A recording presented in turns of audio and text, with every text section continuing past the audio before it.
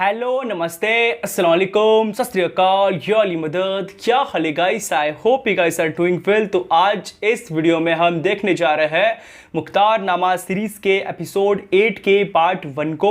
इसके पहले अपन ने एपिसोड 7 का पार्ट 1 एंड पार्ट 2 कंप्लीट करा है। तो लास्ट पार्ट में अपन ने देखा था कि मुस्लिम बिन अकील जो है वो अकेले पड़ गए। आखिरी में अपन ने देखा था मुस्लिम बिन अकील जो अकेले पड़ गए बिकॉज उनके साथ के जो लोग थे, जो फौज उन्होंने बनाई थी कूफे के लोगों के साथ मिलकर, वो फौज अब पीछे हट चुकी है। उन्होंने साथ छोड़ दिया है मुस्लिम बिन अकील का बिकॉज इब्ने ज़ियाद ने उन लोगों को सोने में तौल दिया है, उनके औरतों को सोने में तौल दिया है। उनकी औरतों को धमकाया गया है कि शाम से लश्कर आएगी, वो तुम्हारे हस्बैंड्स को, आदमियों को ख़त्म कर देगी। तो इससे अच्छा है कि तुम मेरे से थोड़ा सोना ले लो, सिक्का ले लो, वरना हमारे लश्कर आएगी, वो तुम्हारे सर से बाल खींच लेगी, बाल नोच लेगी। तो हर एक व्यक्ति ने, हर एक फौज के आदमी ने मुस्लिम बिन अकील का साथ छोड़ दिया है। वो जो है अपने अपने घर लौट चुके हैं एंड मुस्लिम बिन अकील जो वो अकेले पड़ चुके हैं, वो कूफे की गलियों में है, अकेले है। लास्ट वीडियो में अपन ने आखिरी में देखा था वो बिल्कुल अकेले पड़ गए। बहुत दर्दनाक वो एपिसोड था, बहुत अजीब लग रहा था मुझे उस एपिसोड में एंड बहुत बुरा लग रहा था। कूफे वाले ने फिर से एक बार साथ छोड़ दिया है अहले बैत की फैमिली का। तो या लेट्स सी, अपन इस वीडियो को देखते हैं, एपिसोड 8 के पार्ट 1 को देखते हैं। उसके बाद जो भी बात करेंगे, ओरिजिनल वीडियो का जो लिंक है वो डिस्क्रिप्शन बॉक्स में रहेगा, प्लीज़ जाके चेक कर लेना।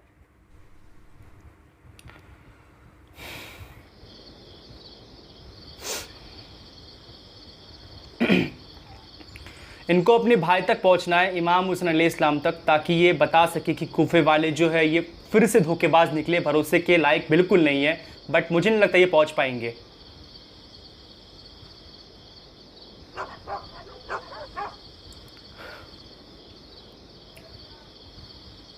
खुदा करे आपको आबे कौसर नसीब हो अम्मा।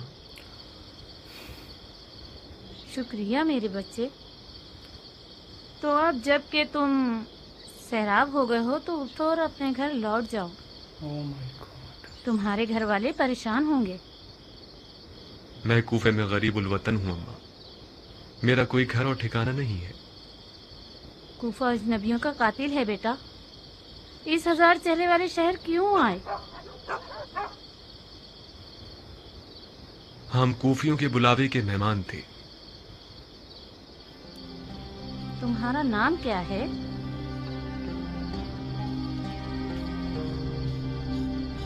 मुस्लिम इब्ने अकील।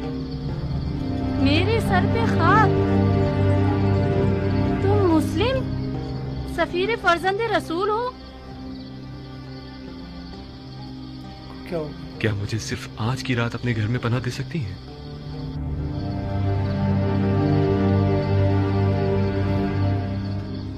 सिर्फ अपने बेटे बिलाल से खौफजदा हूँ, जो कि एक नाअहल लड़का है और नीच किस्म के लोगों के साथ मेखारी करता है। ओह, रात से लेकर फजर के अज़ान तक मेखारी और अय्याशी में मसरूफ रहता है। फजर के करीब घर आता है मस्त व मदहोश हालत में।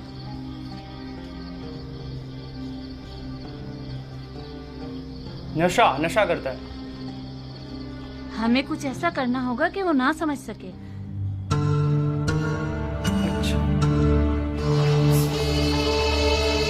बिलाल से अब छुपा के रखा जाएगा मुस्लिम बिन अकील को, है ना, वरना वो बता देगा मेरे ख्याल से।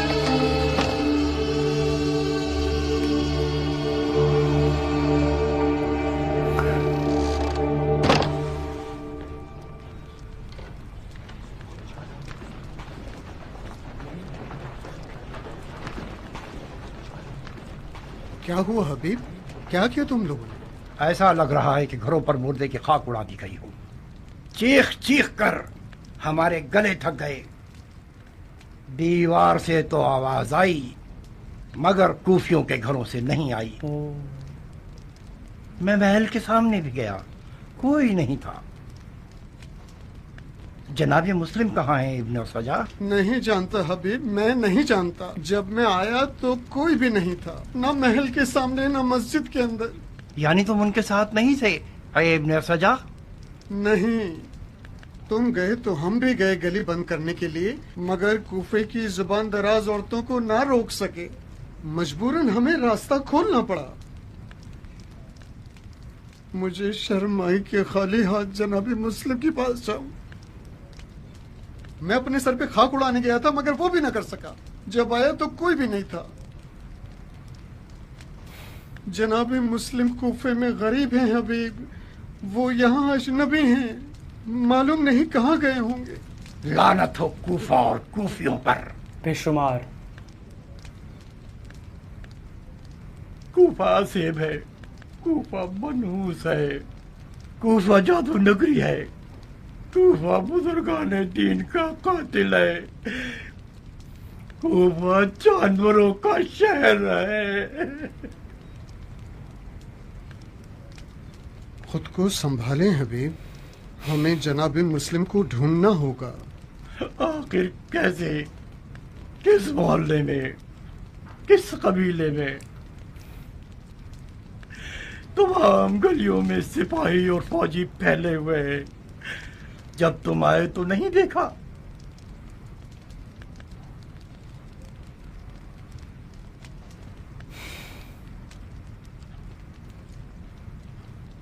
क्या हुआ हबीब, कहाँ जा रहे हैं? मुझे कूफा और कूफियों से घिन आ रही है।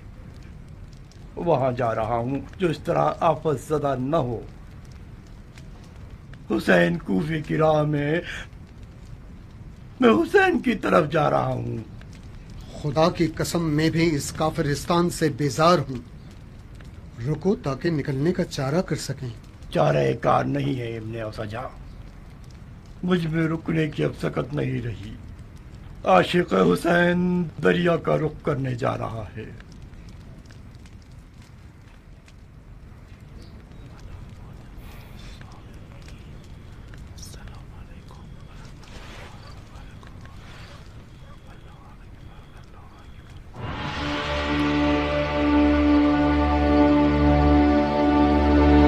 ये है क्या बिलाल?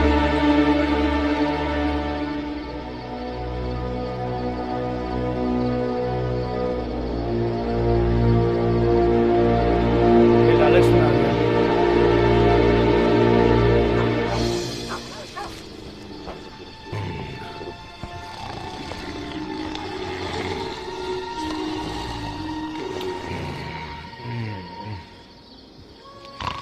चुप रहो बस, अब चुप रहो बस, अब तंग मत करो इब्ने अज़ल।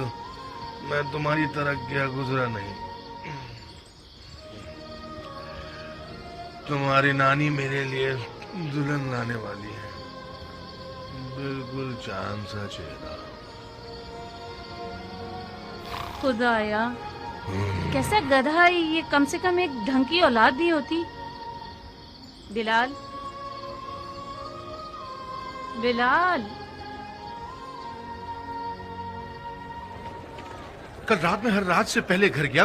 दोस्तों ने बहुत जिद की कि रुक जाओ, थोड़ी सी और पी ले, कुछ ऐशो नौश कर ले। मैंने कबूल नहीं किया। बस उन लोगों की बातों से चिढ़ता हूँ, वरना मुझे इस शराब हराम की भी कोई परवाह नहीं है। जितना पिला लो पी लूंगा। मुझे डर है कि उस बूढ़ी औरत ने मेरी उठने की आवाज न सुन ली हो और मुझे बद्दुआ ना दे दी हो। कहते हैं कि माँ की बद्दुआ जल्दी असर करती है। वैसे सलार साहब, खुदा ने चाहा तो इन दिनों में इंशाल्लाह शराब नोशी की इजाजत तो मिल जाएगी ना? शराब नोशी को खुदा ने हराम किया है माँ, इसकी कौन इजाजत दे सकता है? मैंने सुना है कि अमीरुल मोमिनीन यजीद बजाते खुद शराब और शेर वाले हैं। ये अपने घर ले जा रहा है क्या? मिंबर जलाओ, लेकिन लोगों को तंग मत करो। तुम्हारा मुंह हमेशा इतना ही गलत सलत चलता रहता है गधे। गलत इल्जाम क्यों लगा रहे हो? अगर मुस्लिम को तुम्हारे घर में ना पाया तो फिर बता देखना दिया। क्या हशर करता हूँ। कैसी बातें कर रहे हैं सलार? मैं उससे ये थोड़ी पूछ रहा हूँ कि वो मुस्लिम है या नहीं। जैसी निशानी आपने बताई उनके मुताबिक तो वही होना चाहिए।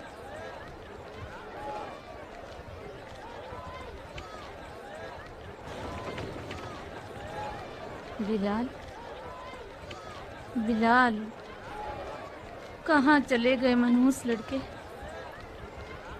तुम तो हमेशा जोहर की नमाज तक सो रहे होते थे। आज नहीं सोएगा, आज लालच में हो। आज सवेरे सवेरे किस जहन्नम में चले गए हो?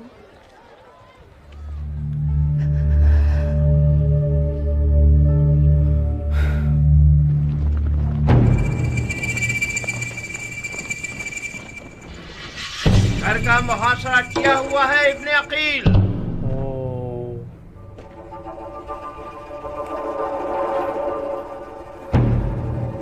हमारे पास राह फरार नहीं है।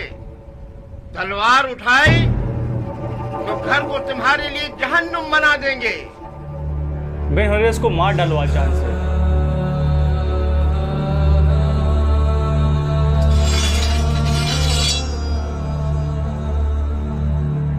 ला हौला वला कुव्वता इल्ला बिल्लाह।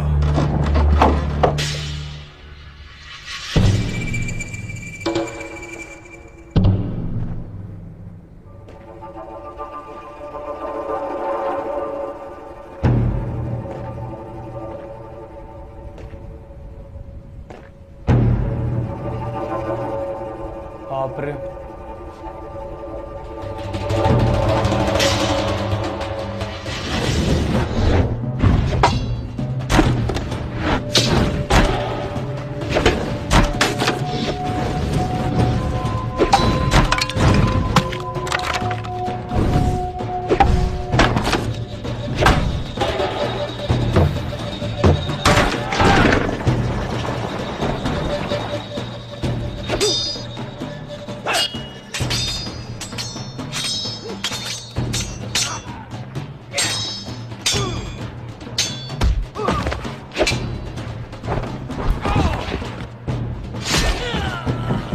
तेरी जवानी पर लानत है बिलाल, मनहूस बगैर बाप के शराबी लड़के। ये एक हाशमी है बिन हुरैस, अरब के शेरों के कबीले से है, अली और हमजा के खानदान से है। जब तक उसके हाथ में तलवार है बहुत मुश्किल है इस पर काबू पा सके। मैं मुस्लिम को मारना नहीं चाहता इब्ने अशद।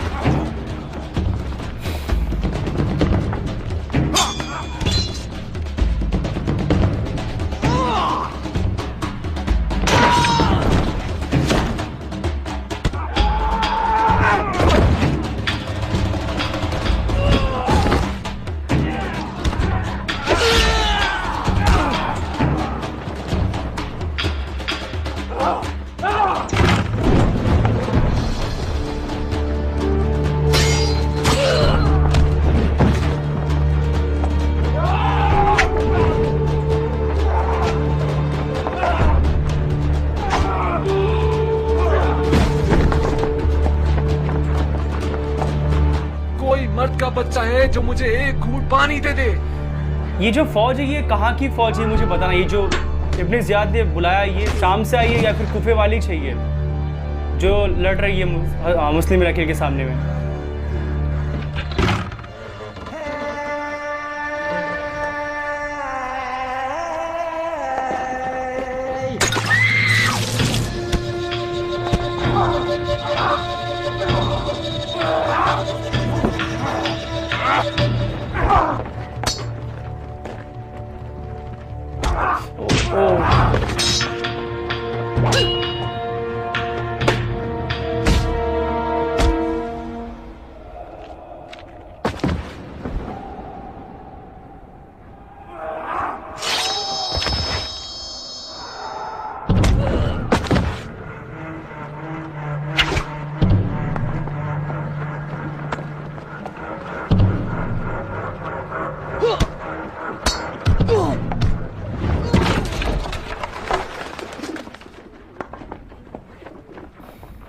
इब्ने अकील, मैं इब्ने अशद हूं जो तुमसे बात कर रहा हूं।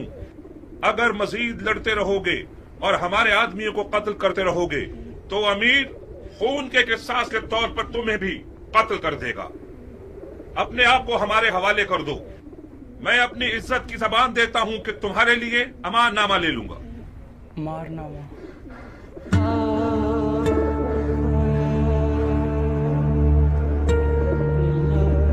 फिर झूठ बोल रहा है, बता मेरे को।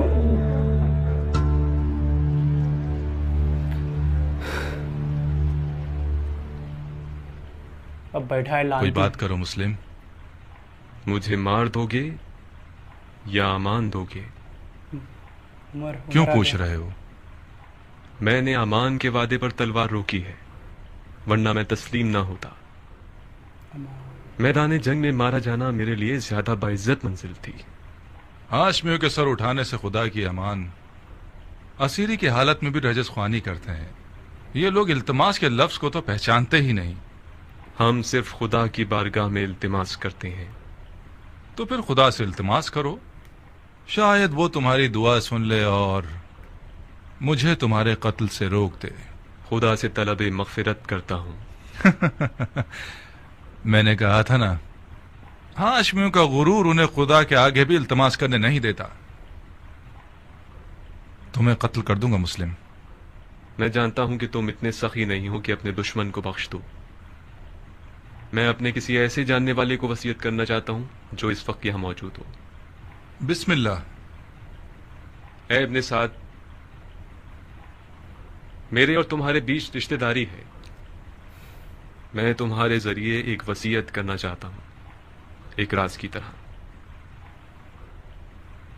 मैं कोई अच्छा राजदार नहीं हूं, मुझे माफ कर दो। ऐ पिसरे साद, मुजायका मत करो। ये बात मर्दानगी के खिलाफ है। तुम्हारा अजीज मौत के दहाने पर खड़ा है, उसकी वसीयत तो सुन लो।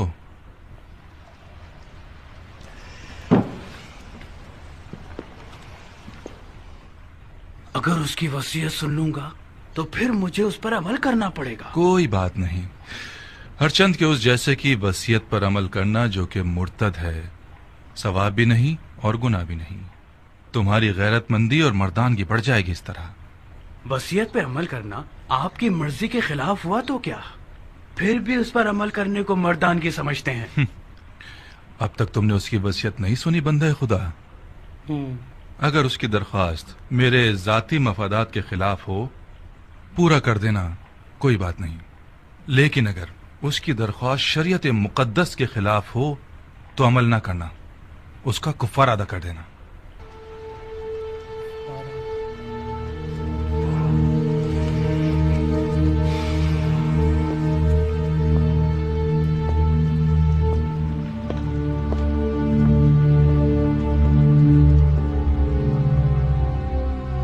वसीयत सुनाओ मुस्लिम। मेरे चचेदाद भाई हुसैन इब्ने अली को लिख दो कि कूफा ना आए, लौट जाए। मेरे मरने के बाद मेरे जिस्म को दफना देना कि जमीन पड़ा ना रह जाए। मैं कूफा में 700 दिरहम का मखरूस हूं, वो अदा कर देना। मेरी ज़रा और खुद को बेच के अदा कर देना।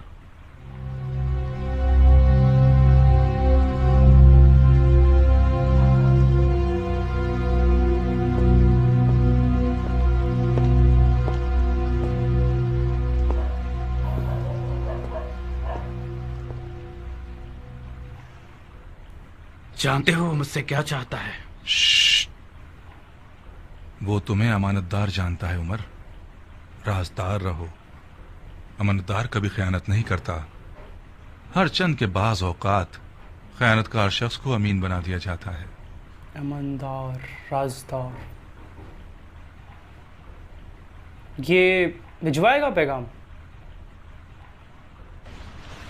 खूब मुस्लिम, तुमने वसीयत कर दी। कोई और ख्वाहिश है? मैं प्यासा हूं, थोड़ा सा पानी दे दो। बिन हुरैस, इसे पानी दे दो, मगर उस प्याले में जिसमें हराम गोश्त जानवरों को पानी देते हो। वो मुर्तिद हो गया है और जिस चीज को मुंह लगाएगा वो शरन नजस हो जाएगी। जी अमीर। मुर्तिद तो तुम हो कि बगैर किसास उस बंदा खुदा को कत्ल करते हो कि जिसका कत्ल करना हराम है। जो शख्स सिर्फ अपने गुस्से और सुए ज़न की बिना पर लोगों का कत्लेआम करता है वो मुर्तिद कहलाने का ज्यादा हकदार है। तुम जैसे शख्स की सांस और पसीना नजिस है जिसने अपने दिल को इब्लीस का घर बना लिया है।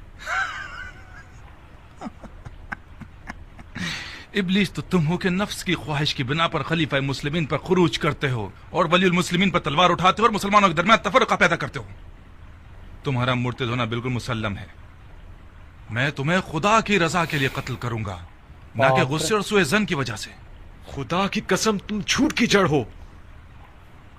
अगर इस गिरोह के पास राई के दाने के बराबर भी खौफ खुदा होता तो तुम्हारे झूठ की गवाही देते।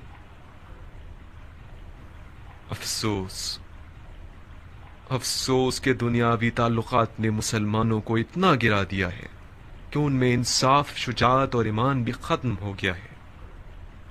हम एक गासिब खलीफा के खिलाफ एहतिजाज कर रहे हैं। हमने कैसर और कसरा जैसे शख्स के खिलाफ तलवार उठाई है। हमने निफाक नहीं किया, इत्तिहाद किया है। इराक के लोगों के 12,000 खतूत हमारे गवाह हैं।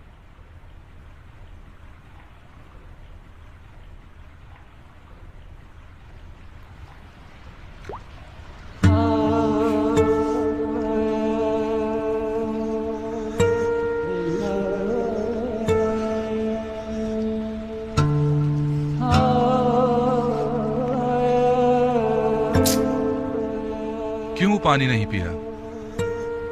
मेरे मुंह का खून माने हो गया। देख लिया ना, खुदा भी तुम्हें पसंद नहीं करता। वो चाहता है प्यासे मरो। ये पानी मेरे लिए था ही नहीं, वरना खुदा की रहमत का दरिया बेकरां है। शायद प्यासा मरना मेरे जिहाद के अजर को पूरा कर देगा। तुम लोगों का खुदा के बारे में जो गुमान है वो तुम्हारी तरह हकीर है। खुदा को इंसान नुमा कोई चीज समझ रखा है क्या? अपने गुनाह की फिक्र करो मुस्लिम, खुदा की मार्फत अपने पास रखो। क्या तुम लोग ये गुमान करते हो कि खिलाफत में तुम लोगों का कोई हक है? गुमान नहीं है, यकीन है। सुन लिया आप लोगों ने भाइयों, सुन लिया? उमवी और अलवी के झगड़े की जड़ यही दावा है। जब देखो बहाने ढूंढते रहते हैं। अब दीन का क्या होगा, सुन्नत पैगंबर का क्या होगा, कुरान का क्या होगा, अहकाम दीन का क्या होगा, वगैरह वगैरह। उमवी अलवी, ये रसूल खुदा का सही और मुहक्कम कौल है। फरमाया मुझसे कोई भी मिरास नहीं पाएगा। रसूल खुदा के तमाम दूर और नजदीक के असहाब इस हदीस नबवी पर मुत्तफिकुल कौल हैं। ये हजरात चूंकि खुल्लम खुल्ला इस हदीस शरीफ के खिलाफ जंग नहीं कर सकते, तो खलीफा की टांग खींचते हैं कि क्या बिद्दत ले आया है। बिदअत? मैंने भी इस हदीस नबवी को सुना है जो तुमने नकल की है। अलवियों का कोई विरासत का दावा नहीं है। इनका खिलाफत में हक है तमाम मुसलमानों की तरह। खिलाफत उम्मत के नेक, साले, मुकर्रब और मोमिन लोगों का हक है। खुदा की कसम, अली और उनकी औलाद उम्मत के मुकर्रब तरीन और बातकवा तरीन लोग हैं। ये मेरे अल्फाज नहीं हैं। अली से पहले के खुलफा ने भी अली की दयानत, तकवा और इल्म की गवाही दी है। खामोश झूठे, अपनी झूठी बातों को खुलफा से मंसूब करते हो। खुदा की कसम, तुझे ऐसे मारूंगा कि दीन के आगाज से लेकर आज तक किसी को भी इस तरह नहीं मारा गया होगा। हाँ, तुम वही हो कि वो बिद्दत दीन में लेकर आओगे जो पहले कभी न थी। नामर्दाना कत्ल और आज़ा का कता करना और लाश को बरहना करना और घोड़ों से पामाल करवाना तुमसे कुछ भी بعید नहीं। कोई है जिसने इस मुर्तद से कोई जख्म खाया हो? मैं हूं अमीर बुकैर इब्ने हुबरान अहमरी। ये वो जख्म है जो मुस्लिम इब्ने अकील ने मुझे दिया है। बुकैर, इसे महल की सबसे बुलंद जगह से गिरा दो और इसके बदन से इसके सर को जुदा कर दो। जी अमीर। चलो।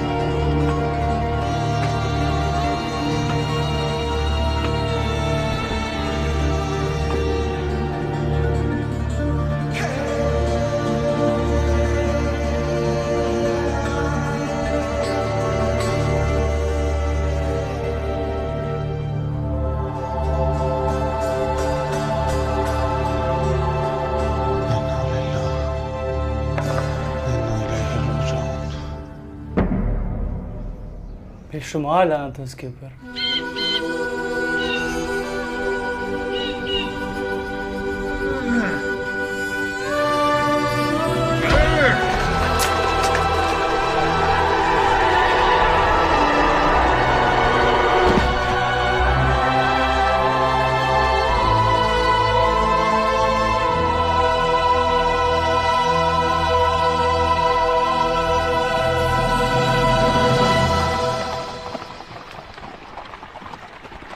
क्यों?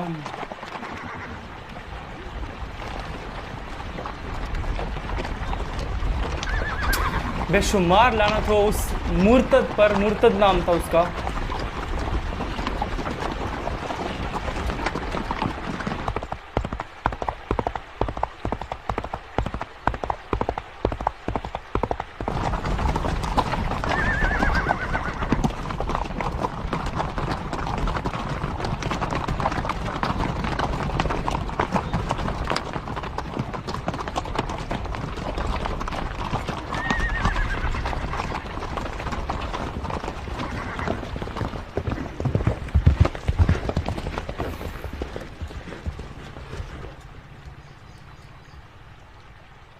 सलामत रहो अबू इसाक। तुम भी सलामत रहो खबर रसां कबूतर। आजकल क्या ईरानियों के अफसानों के मुल्क से मुशाबिहत रखता है। इसका नाम ही लेना काफी है ताकि फौरन मद्दे मुकाबले सामने आ जाए। जो खबर ही नहीं लगी अभी तक। वादा पूरा हुआ कियान? देर तो नहीं हुई हमें? ताजील और ताखीर तुम्हारी नहीं थी। तुम जो भी कर सकते थे तुमने किया। किनायों में बात कर रहे हो कियान? कुछ हुआ है क्या? तन्हाई चाहिए अबू इसाक। कुछ ऐसी खबरें हैं जो सिर्फ तुम्हें पता चलनी चाहिए।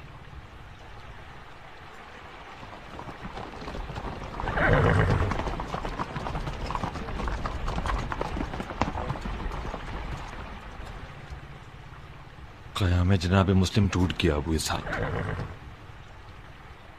कूफी बेगैरतों की तरह भाग गए। जनाब मुस्लिम तन्हा रह गए, मारे गए।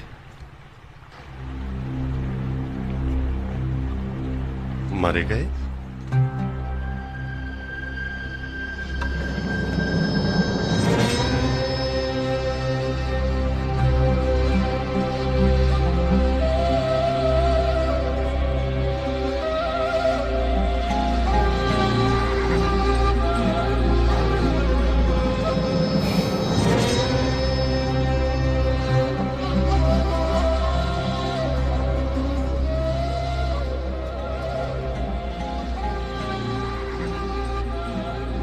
कहीं ऐसा तो नहीं कि फिर गुफियों के तबले फट गए हों बिन कामिल? गलत क्यों सोचते हो अबल हदीद? इंशाल्लाह सब ठीक ही होगा।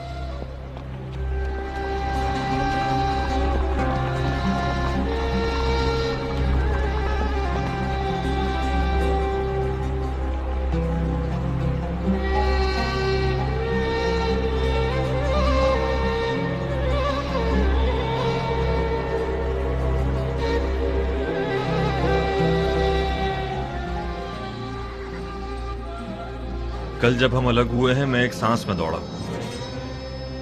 इशा के वक्त कूफा पहुंचा। सिपाहियों ने शहर का रास्ता बंद कर रखा। नहर के रास्ते गया। मैंने मुस्लिम इब्ने उसजा और हबीब इब्ने मज़ाहिर को देखा। कूफे से निकल चुके थे। बज़ाहिर सिपाही उन दोनों का नहर के साहिल तक पीछा करेंगे और वो मजबूरन पानी में कूद जाए। जनाब मुस्लिम की बेकसी और खो जाने की रुदात मैंने उन लोगों से सुनी। हबीब मुसलसल नदामत के आंसू बहा रहा था और उसका विर्द ज़ुबान मुख्तार था। मैं क्यों? उसे गम था कि उन्होंने तुम्हारे मशवरे पर अमल क्यों नहीं किया।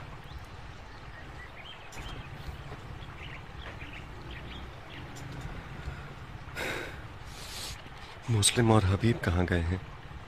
मक्के की तरफ। वो दोनों मौला हुसैन की खिदमत में जल्द से जल्द पहुंचना चाहते थे।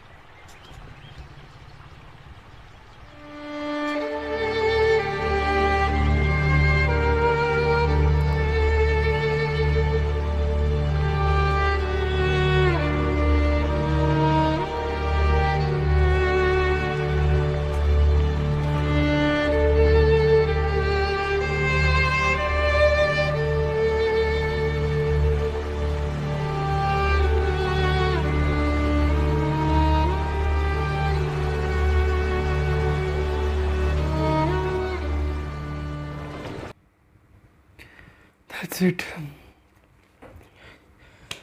एपिसोड 8 पार्ट 1 ख़त्म होता हुआ। बहुत दर्दनाक ये पार्ट था यार, बहुत दर्दनाक।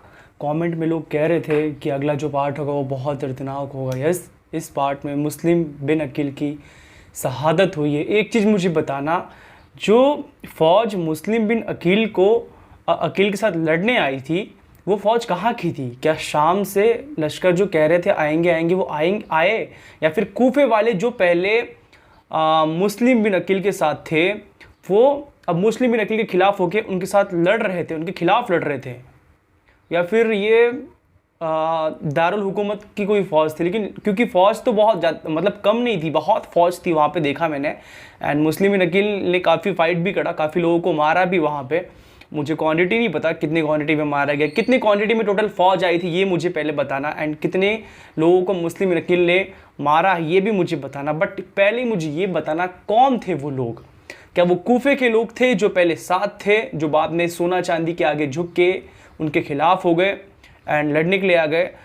बहुत दर्दनाक ये वीडियो था यार। इब्ने ज़ियाद इब्ने ज़ियाद कह रहा था कि मुस्लिम बिन अकील को मारना खुदा की रजामंदी है, मतलब खुदा, मतलब उनकी हुकूमत पे मैं तुम्हें मार रहा हूँ, इस तरह की बातें कर रहा था। वो कितना बेगैरत इंसान है यार, गलत काम कर रहा है और कह रहा है खुदा की रजामंदी। सबसे पहली चीज़ तो इब्ने ज़ियाद बहुत लानती आदमी यार, बहुत लानती आदमी है।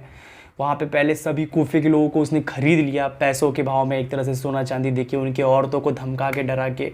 एंड कूफे वाले यार हमेशा की तरह, मैंने पहले ही कहा था, मैंने पहले ही सुन रखा है, कूफे वाले कभी भी झुक जाते हैं। पहले वो कहते हैं कि हम इमाम हुसैन अलैहिस्सलाम के साथ हैं, दैट्स वाई इमाम हुसैन अलैहिस्सलाम अपने भाई को भेजते हैं चेक करने के लिए। ये सही था यार, इमाम हुसैन अलैहिस्सलाम ने, अच्छा हुआ उन्होंने अपने भाई को चेक करने के लिए भेजा, इमाम हुसैन अलैहिस्सलाम नहीं आए, क्योंकि सच्ची में कूफे वाले कभी भी नहीं बदल सकते। जो तुमने देखा, जो हबीब थे, जो इमाम हुसैन अलैहिस्सलाम के बचपन के मित्र है, दोस्त थे मेरे ख्याल में, तो वो इतना रो रहे थे, इतनी तकलीफ़ उनको हो रही थी, क्योंकि ऑलरेडी उन्होंने धोखा खाया हुआ है कूफे वालों से। मौला अली अलैहिस्सलाम के टाइम पे हो, चाहे फिर कोई और टाइम हो, भैया कूफे वाले कभी भी साथ नहीं रहे अहले बैत के, कभी भी हज़रत मोहम्मद पीस भी अपॉन हिम की जो आल है उनके साथ बिल्कुल नहीं दिया उन्होंने, हमेशा उनके खिलाफ़ रहे। सिर्फ कुछ पैसों के लिए, कुछ सोना चांदी के लिए उन्होंने खुद का ईमान बेच दिया।